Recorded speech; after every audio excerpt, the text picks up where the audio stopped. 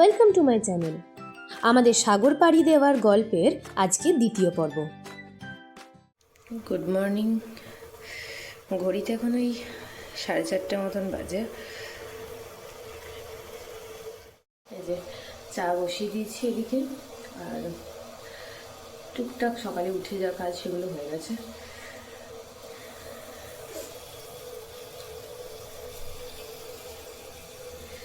চাটা খেয়ে এরপর রেডি হয়ে নেওয়ার বেলা।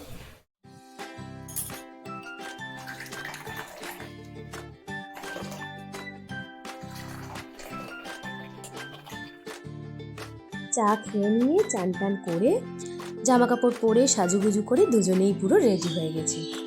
চলো, অপূর্ব এদিকে উবেরের বুকিং শুরুও করে দিয়েছে। যদিও শীতকাল বলে এখনও সূর্যদেবের দেখা নেই, কিন্তু বেশ সুন্দর আলো ফুটে উঠেছিল। এখন শুধু গাড়ি আসার অপেক্ষা। গাড়িটা বেশ বুক করা হয়ে গেল তাড়াতাড়ি, জানো 8-10 মিনিটের মধ্যে আসবে দেখাচ্ছে। তাই ব্যাগপত্রগুলো বাইরে নিয়ে চলে আসা হলো। এরপর গাড়ি এলেই এগুলোকে তুলে নিয়ে আমরাও উঠে পড়ব, আর তারপর পাড়ি দেব সাগর পাড়ে। ডিকিতেই ভরে দাও একবারে।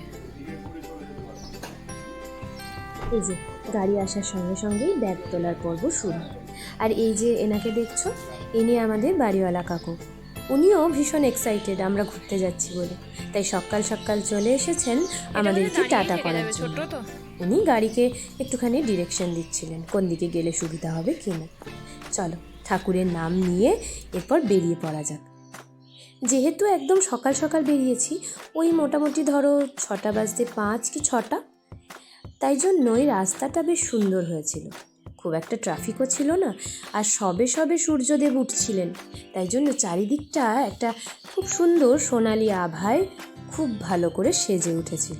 এই যে দেখো, আমাদের সঙ্গে সঙ্গে এখন ডান দিক দিয়ে চললেন সূর্যদেব। কি ভালো লাগছে না? গোটাটাতে যেন একটা সোনালি আভা ছড়িয়ে দিয়ে গেছে। গাড়িতে খুব সুন্দর গান বাজছিল, তাই আর অরিজিনাল সাউন্ডটা দিতে পারলাম না, কপিরাইটের ঝামেলা আছে তো। দেখতে দেখতে আমরা প্রায় এয়ারপোর্টের কাছে চলে এসেছি। এই যে এখন আমরা এয়ারপোর্টের ভিতরে ঢুকে আগে সমস্ত কাজ টাজ করে নিয়ে তারপরে আবার তোমাদের সাথে দেখা হচ্ছে। চলো, বোর্ডিং পাসটা এখন আগে থেকেই বের করে নেওয়া যায়, তবে সেটা হলে হাতে তো এরকম দুটো ডকুমেন্টস হিসেবে থাকতো না। আর এগুলোর আবার আমার ভীষণ শখ, তাই জন্যই এয়ারপোর্টে এসে আমরা বোর্ডিং পাস করালাম। এরপর ভিতরে ঢুকে যাব। সামনের ওই যে বড় কাঁচটা দিয়ে অনেক প্লেন ওঠানামা করা দেখা যায়, সেখানেই একটু বসেছি। হ্যাঁ, আমি নিচ্ছি তো। সব এয়ার ইন্ডিয়া নাকি? না, এটা আকাশ, ওটাও আকাশ। চলো, দেখতে দেখতেই আমাদের ফ্লাইটের টাইম হয়ে এসছে। এরপর আমাদের যে নির্দিষ্ট গেট নাম্বারে যেতে বলা হয়েছে সেখানেই যাব। এই দেখো, মাঝ রাস্তায় আবার কবিগুরুর সাথেও দেখা হয়ে গেল। এই যে দুদিকের এই দুটো সিঁড়ি দিয়েই এই এত বড় যন্ত্রটার পেটের ভিতরে আমরা ঢুকে পড়ব।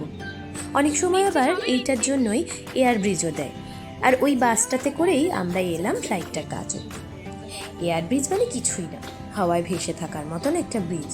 সেটার মধ্যে দিয়ে তুমি হেঁটে এসে তোমার নির্দিষ্ট সিটে বসে পড়ো।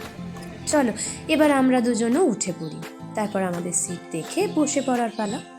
তারপরে কি, 2 ঘন্টা মেঘেদের দেশে পাড়ি দেব। মেঘেদের মধ্যে দিয়ে আমরাও ভেসে যাব এই এত বড় একটা যানে করে। কথা বলতে বলতেই প্লেনটা ছেড়ে দিই। এবার কলকাতাকে টাটা বাই বাই বলে আমাদের গন্তব্যের উদ্দেশ্যে উড়ে পড়ার পালা। যারা ফ্লাইটে জার্নি করেছো তারা তো জানোই, যেখানে প্লেনে চাপা হয় সেখান থেকে রানওয়ে অবধি বেশ অনেকখানি রাস্তা। সেই রাস্তাটাই পাড়ি দিচ্ছিলাম এখন। এই যে রানওয়ে পৌঁছে গেছি, আর একটা মারাত্মক স্পিডে চলছে প্লেনটা। অপূর্ব তাই মেজার করছিল কতটা স্পিড নেয়। শেষ অবধি প্রায় 300 কিলোমিটার/আওয়ারে চলেছে। তারপর টুক করে ভেসে গেলাম মেঘেদের সাথে। কি যে ভালো অনুভূতি, যতবারই চাপি নতুন মনে হয়, দারুণ লাগে। তবে হ্যাঁ, ট্রেনের জার্নি এর থেকে অনেক ভালো। না, চালাও, শুরু করো।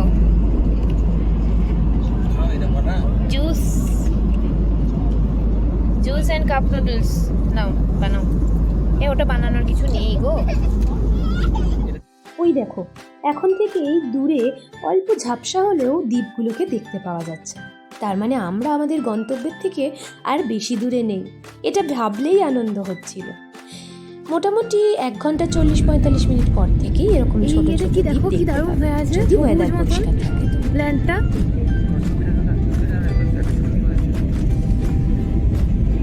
ল্যান্ডটা কেমন এরকম কেন বাবু? কত গাছ, শুধু গাছের মাথাগুলোই দেখা যাচ্ছে।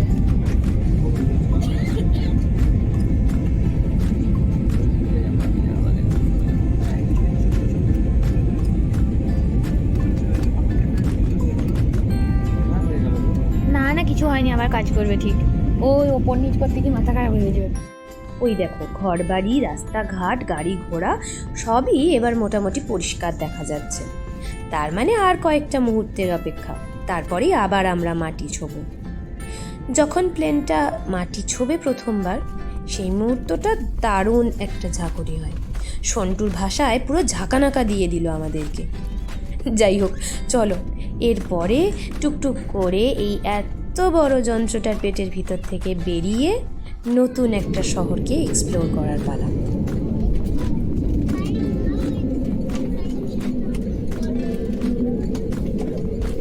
পোর্ট ব্লেয়ার এয়ারপোর্ট দমদমের তুলনায় অনেকটাই ছোট, তবে চারিদিকটা বেশ সুন্দর ছিমছাম করে সাজানো গোছানো, খুব সুন্দর। এই যে ব্যাগ কালেক্ট করাও হয়ে গিয়েছে, এরপর বাইরে বেরোনোর পালা। সেখানেই আমাদের জন্য ওয়েট করবে আমাদের গাড়ি।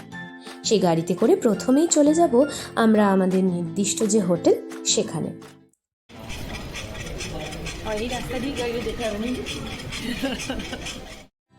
এই দেখো, বললাম না বেশ ছিমছাম সুন্দর করে সাজানো।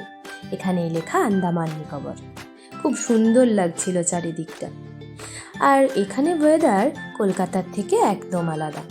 বেশ গরম ছিল, রোদে বেরোলে বেশ কষ্ট হচ্ছিল। মানে কলকাতায় যেমন ধরো ওই মার্চ এপ্রিলে হয়, ঠিক সেরকম। বাইরে বেরিয়েই এরকম বিরাট একটা ফ্ল্যাগ আছে। আর এই যে এই গাড়িটাই আমাদেরকে নিতে এসেছিল। এই যে এখানে লেখা বীর সাভারকার ইন্টারন্যাশনাল এয়ারপোর্ট। পোর্ট ব্লেয়ারের এয়ারপোর্টের নাম বীর সাভারকার ইন্টারন্যাশনাল এয়ারপোর্ট। হোটেলে পৌঁছেই প্রথমেই অপূর্ব ওই রিসেপশনে যেটুকু টুকটাক ফর্মালিটিস থাকে সেগুলো কমপ্লিট করে নিয়ে তারপর চলে যাব আমাদের রুমে। 204 নাম্বার রুমটাই এখন থেকে আমাদের ঘর।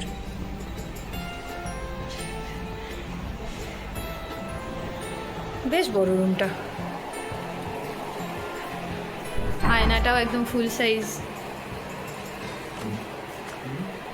সাইজ মিরার, পুরো একদম মানে রেডি হওয়ার জন্যে।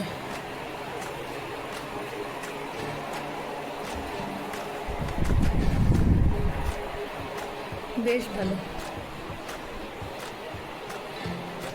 এসিটা একবার চালিয়ে দেখে নিও।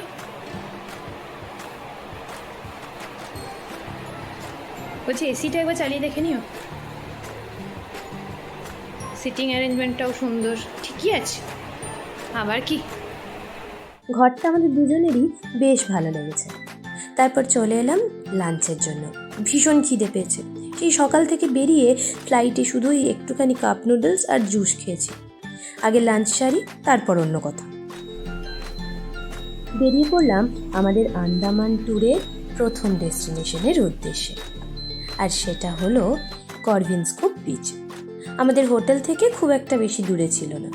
এই যে গাড়ি থেকে এখন সবাই নেমে গেছি, আর ওই যে হলুদ টুপি পরাটাই হলো সবাই আমাদের টিমের মেম্বার। অনেক দিন পর এই ট্রিপের প্রথম সমুদ্র দর্শন। যা দেখছিলাম তাই মনে হচ্ছিল আহা কি ভালো, কিন্তু আমাদের জন্য যে এখনো কত চমক অপেক্ষা করছে সেটা বুঝতে পারলাম একটুখানি পর। তখনও অবধি একটু মেঘলা মেঘলা ছিল, আর তার মধ্যেই কায়দাকরণ কত কিছু শুরু করে দিয়েছিলাম। সমুদ্রের ভিডিও করে ফেলেছিলাম বেশ অনেকক্ষণ। অপূর্ব যদিও বলছিল এইটুকু ভিডিওতে কিছুই হবে না, কিন্তু প্রকৃতি কিন্তু আমাদের সহায়ই ছিলেন। দেখতে দেখতেই হঠাৎ যেমনি রোদ উঠল, চারিদিকের পরিবেশটা একদম পুরো অন্য রকম হয়ে গেল। এই দেখো, জলের রংটা পর্যন্ত যেন কেমন একটা অন্য গ্লো দিচ্ছে। ঠিক যেন মেকআপ করে দেওয়া হয়েছে। যাই হোক, দারুণ লাগছিল। চারপাশটাতে বেশ সুন্দর হাওয়া দিচ্ছিল আর দারুণ সুন্দর ওয়েদার। এই আঙ্কেল আন্টি আমাদের বাবা মায়েদের বয়সী হবেন। এখনও কত এনার্জি দেখো, দুজনে হাত ধরে ধরে কি সুন্দর ভিডিও করছিলেন। অপূর্বই ওদের ভিডিওটা করে দিচ্ছিল, আরও অনেক কিছু ছবি টবি তুলেছে। আমরাই বা বাদ থাকি কেন, তাই এরপর আমরাও শুরু করে দিলাম। প্রথমে সোলো, তারপর ডুয়েট, আরও কত কিছু। সারা ট্রিপটা জুড়ে এরকম বহু কিছু খ্যাপামি করেছি। আসলে শুধু এগুলো খ্যাপামি না, মনের আনন্দটা বাঁধ ভেঙে যায় এই সময়।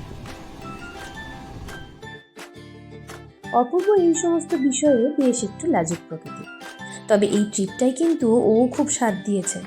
অনেক জায়গায় আমার সাথে দাঁড়িয়ে দাঁড়িয়ে ভিডিও করেছে, আবার কিছু কিছু জায়গায় তো কথা বলতে বলেছি বলে কথাও বলেছে।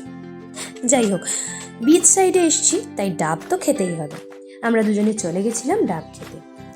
একটুখানি ঘোরাফেরা করলাম, তারপর ডাব খেয়ে আবার গাড়িতে ওঠার পালা। এই দেখো জেট স্কির বোটগুলো রাখা। আন্দামান মানেই তো প্রচুর ওয়াটার অ্যাক্টিভিটি, আর তার জন্যই এই সমস্ত প্রিপারেশন। এখন আমরা চলে এসেছি সেলুলার জেল দেখতে। ও সরি, আজকে কিন্তু আমরা জেলটা দেখব না, শুধু লাইট অ্যান্ড সাউন্ড শোটা দেখব। যেখানে গাড়ি থেকে নামাবে ওখান থেকে প্রায় 5-10 মিনিট মতন হেঁটে যেতে হবে, তারপর পৌঁছাবো সেলুলার জেলের সামনে।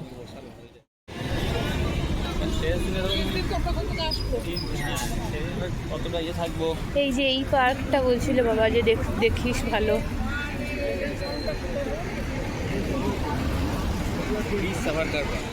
সেলুলার জেলের ঠিক উল্টো দিকেই বি সাভারকার পার্ক। এটা বেশ সুন্দর।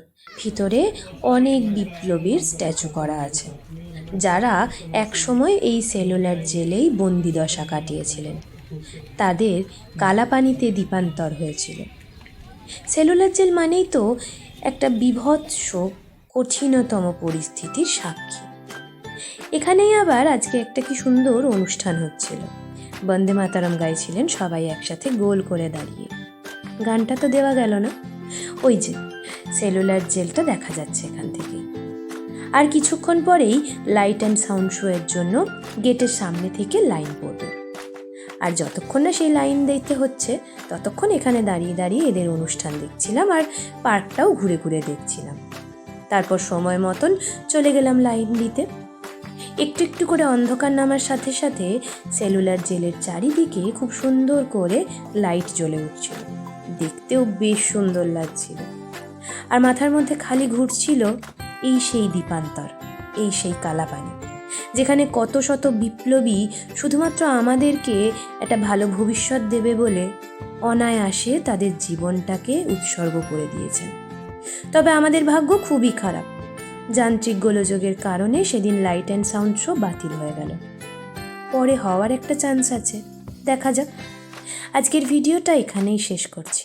দেখা হবে পরের পর্বে।